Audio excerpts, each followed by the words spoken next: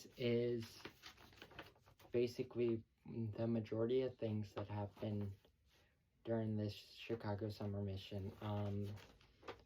I have it all in, almost all of what I'm gonna say in writing. It is three complete pages and like most of a fourth one. So if you want to just listen to this while you're just doing other stuff, I am putting this onto my YouTube channel. I will link that in the description if you want to just listen to it. But without further ado, let me tell you my experience on Chicago mission this 2025. May 31st, 2025. So on a train towards uncertainty.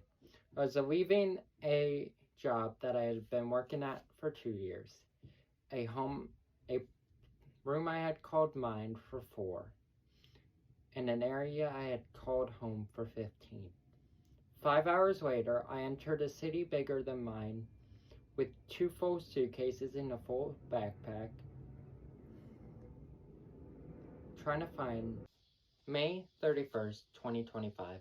I was on a train towards uncertainty. I was leaving a job that I had been working for 2 years, a room I had called mine for 4, and an area I had called home for 15. 5 hours later, I entered a city bigger than mine, carrying 2 full suitcases and a full backpack, trying to find a person I didn't even know looked like. I almost got hit by a car before I found the person when they called out my name. I was taken to a place that I would be staying at, and since I was almost 9 hours late due to my brother's graduation, I was taken straight to my room. There I was greeted by my 2 roommates, Jacob and Andrew.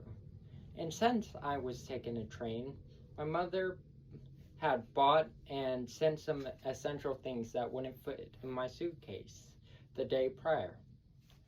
But some of those packages were stolen, including my frickin' pillow. And I had to use towels and some clothes and my robe as a pillow that night. Tossed and turned, but eventually I fell asleep. The next morning, I had a meeting and went to a place they called the Echo Room, where I only recognized one. A girl named Peyton that I had met when I got a ride with people from her college to Winter Conference. I ended up hanging out with them, and I kind of talked to Peyton during that trip. But other than that, one weekend, I knew nobody in person. We had talked on social media a little. After that meeting, we went out to lunch, and I tagged along to Shake Shack to hang out with people. I joked around with a little, but I felt like people already knew each other, and I felt like an outsider. Then we went around Chicago, visiting Portillo's, the Bean, and Millennium Park. I saw Lake Michigan for the first time, and I was amazed. I hadn't seen anything that big before, and never saw anything that went over the horizon. Later that night, we visited UIC for the first time. It was a beautiful campus with lots of room to do activities. The next morning, we had a meeting for those who were unemployed. We were told to go into the city and look for jobs. This would start a 3-week stretch of Monday, Tuesday, Thursday, and Friday. We would go into the city to look for jobs. maybe get some interviews, but in the end, getting nothing. This would primarily happen for me with 3 other people: Maverick, Justice, and Andrew. While searching, we started talking, and I heard bits and pieces of their testimony. And Maverick would be the first person that I would say was my first friend on this trip. Wednesdays, however, I would meet with my discipler, a guy named Michael, the same guy who picked me up from the train station, where he showed me activities that I could use to grow my faith and share it more. And then, after that, we would go to share on UIC mostly. I had never done sharing before, and I was initially very nervous about what to do. In the evenings, we had a set schedule.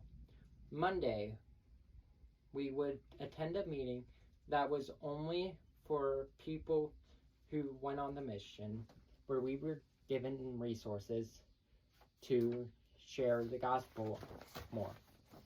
Stuff like the KGP, surveys, snapshot cards, and perspective cards.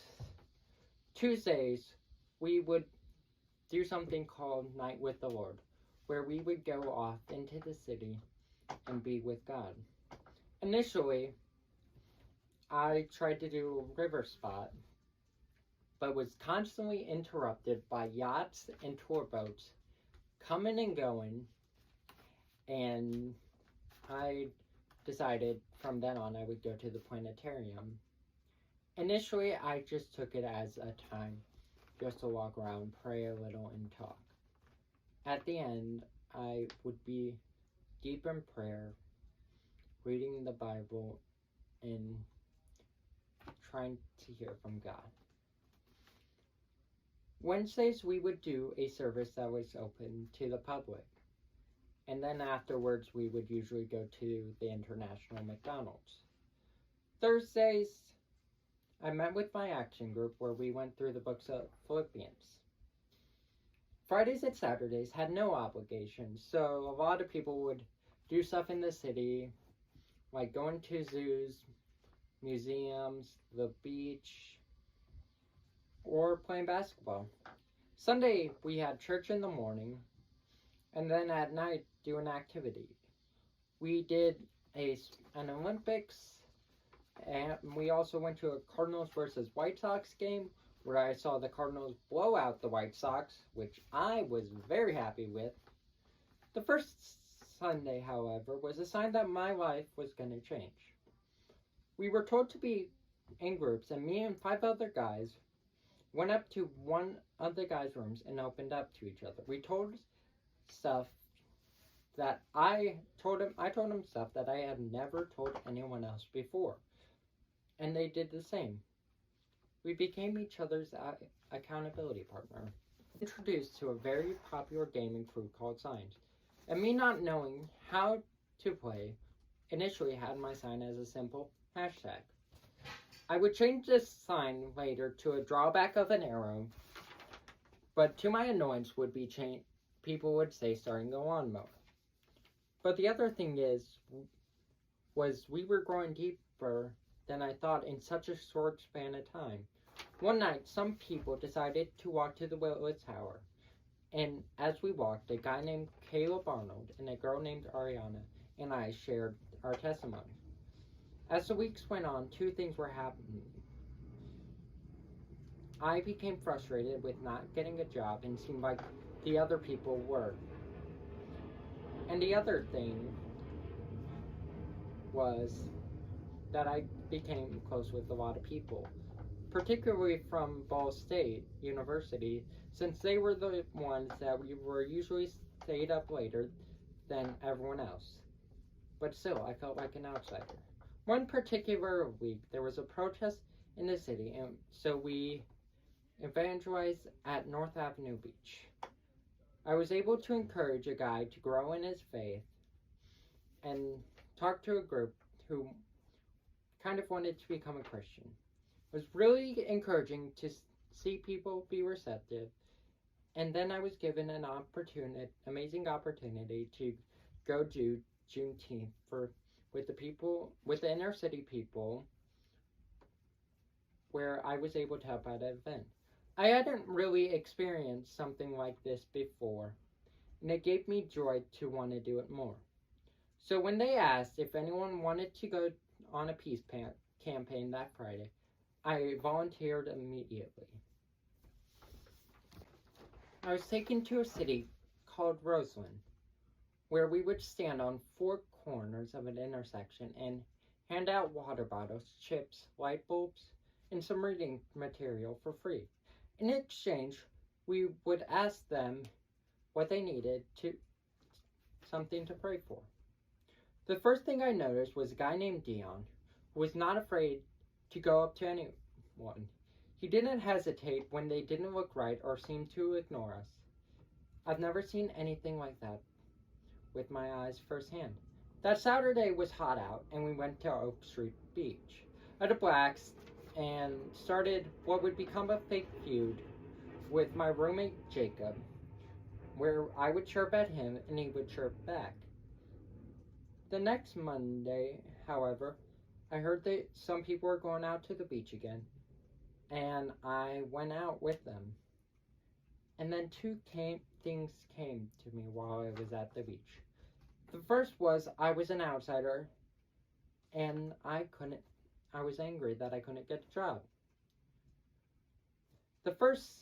I was shot down immediately when one of the guys, who I didn't talk to much at that moment, named Matthew, told me that he was excited when I responded to the message I was coming. Also, I was told that I've been working hard and I deserve a days. Eventually, I came to the conclusions that I would have to do Uber Eats. And this was a lot of hard work for nothing. I could bike 20 miles a day, and since I couldn't buy a bike, I had to use city bikes, and in the end, I would only make $10 in profit. In the days I tried to walk, I would end up with no orders. The first week, though, was amazing. I had gone sharing with Ariana's sister, who was in town for the time, and we had an amazing conversation with a girl named Lindsay. We were able to share the gospel, and she seemed open to it. Then I had a meeting with my disciple, Mukhtar, and he helped me go through a lot of things that I had been questioning on my mind. Thursday night, we played a game called Fugitives, where the objective was to get from one side to the other, and it didn't matter how you got there as long as you didn't get tagged and you got there within the time frame. So I decided to ride bikes with Ariana and Caleb Arnold. We tried to go across the bridge and come around to get to the point that we were trying to reach from the backside, but the taggers had that plan. So I decided to park my bike in the train station, use my train pass, get in, run across the bottom, and get to the middle of the bridge where we were doing that. And I ended up being the only one. The next round, I became a tagger, and Ariana outsmarted us when she posed as someone who was tagged initially, and to my knowledge, I thought everyone was tagged. But she did that. She made it through. Still mad I should have tagged you, Ariana. That Friday night, I was hanging out with some friends at home, who came from home, and we went around the city and enjoyed the city life. It was an amazing experience, and I definitely had fun with them. That Sunday, we enjoyed some slip and slide kickball and then threw water balloons at each other, then creating a human pyramid. It was a chaotic time, and I enjoyed it. Next Wednesday, I was able to share with another person, where we spoke for at least an hour, debating him, and in the end, I felt very happy with what we had done. That weekend turned complicated when someone who I was crushing on found out I liked someone and asked me who it was. And me being the awkward kid who's been rejected way too many times, told her I'm not gonna tell her.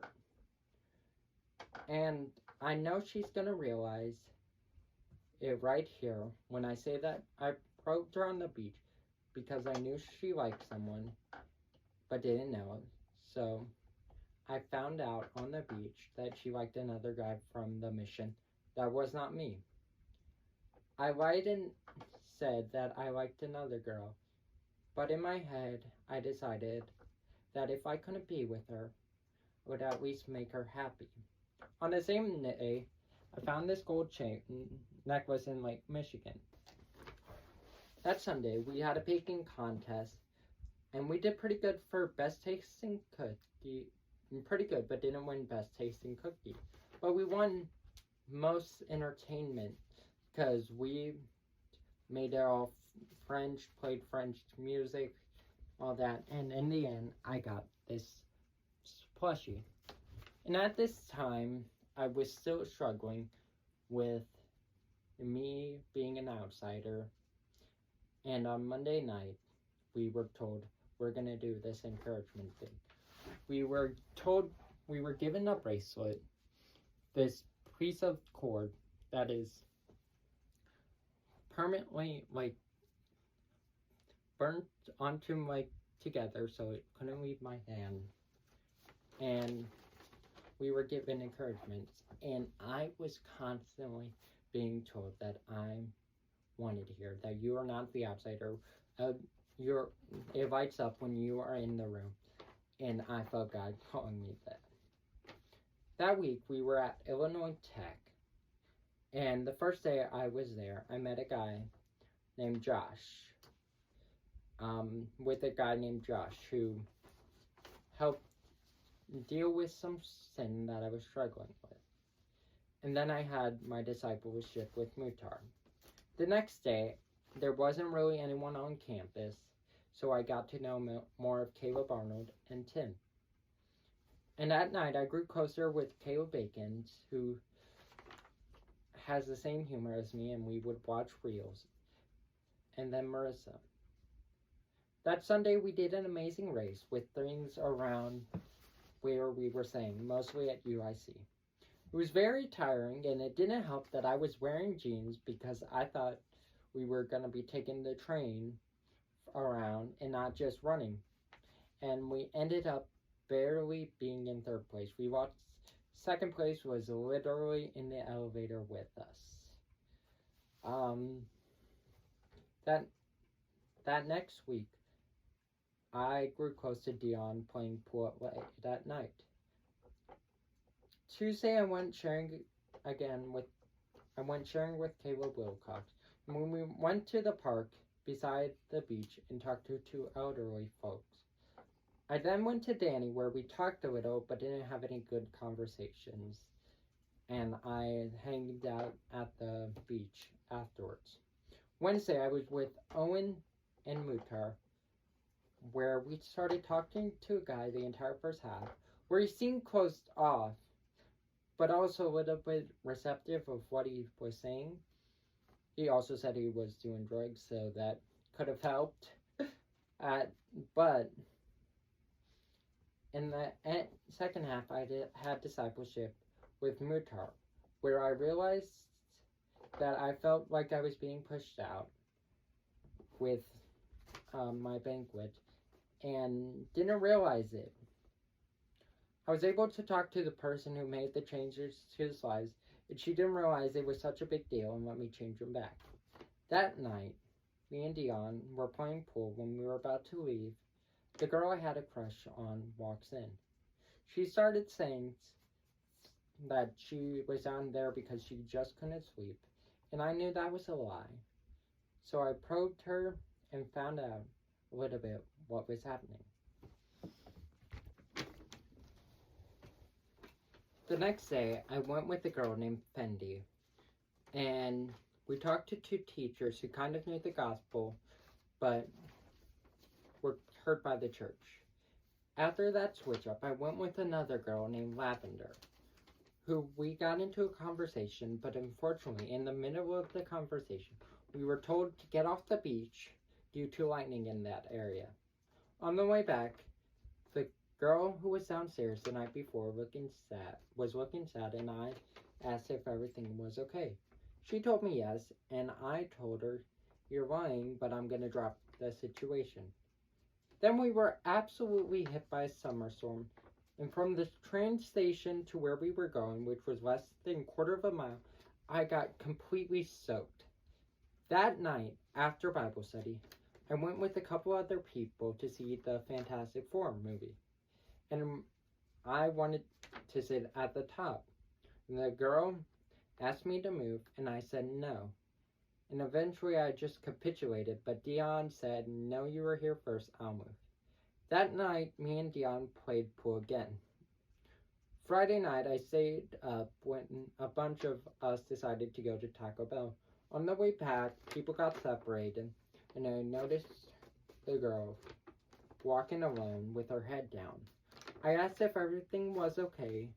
She told me to never ask her that question again.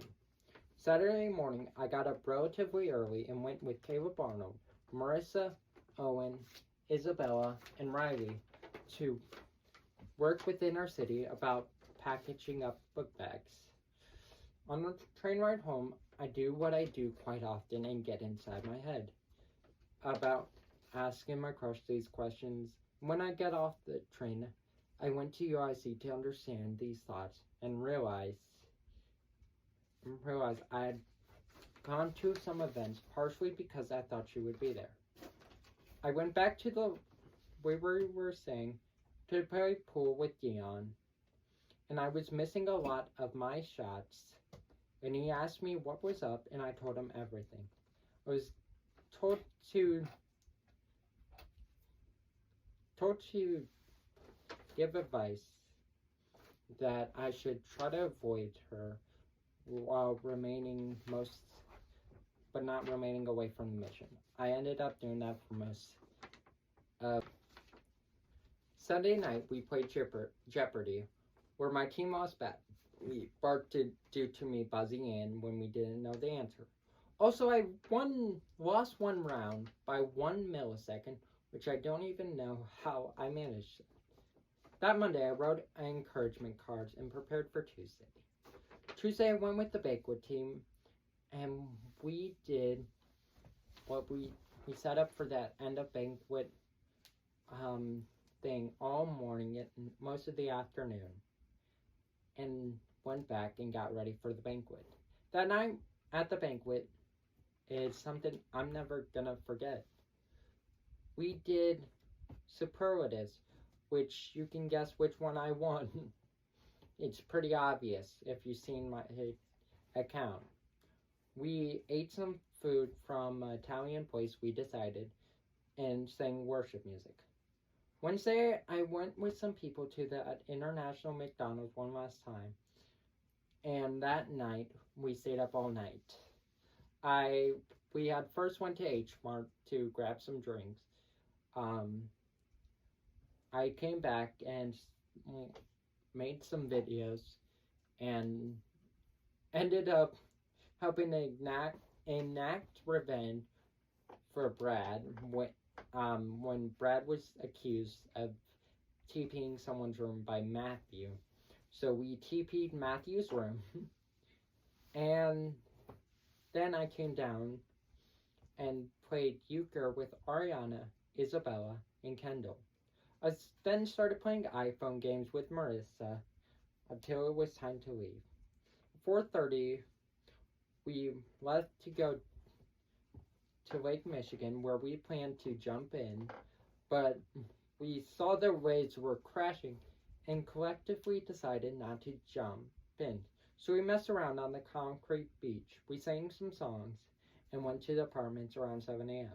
I started packing up and tearing up. I actually didn't want to cry, so I left around 11:45 and caught a train to Union Station. There I could not hold back my tears and started crying on a bench. And as I started crying, the loudspeaker decided to play All By Myself, which made me cry more. Eventually I got on my train and headed back. where I arrived back in St. Louis at 11 o'clock. This has been an amazing experience that I will not change ever. I am so glad for every single person I met, and this isn't even the full part of it. It would take over a month if I were to go through every single thing. I'm thankful for everyone who supported me on this trip, either financially, physically, or monetarily.